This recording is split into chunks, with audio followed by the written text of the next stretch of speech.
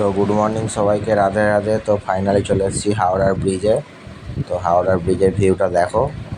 এটা হচ্ছে হাওড়া স্টেশন ওই দিকটা, আর এটা ব্রিজের সাইড যেখানে ফুটপাথ হাঁটা হয়। সেখানে আমরা বাইকটা রেখে দাঁড়িয়েছি কিছুক্ষণের জন্য।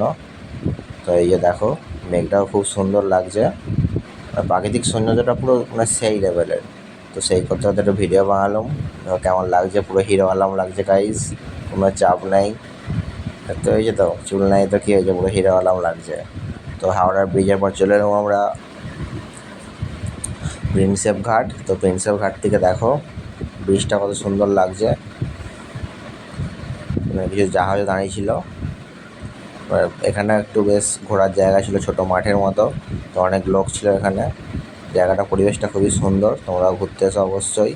আর এটা হচ্ছে বাবুঘাট। বাবুঘাটে খুব একটা ভিড় হয় না, তো বাবুঘাট থেকেও ভিউটা দেখো। প্রিন্সেপ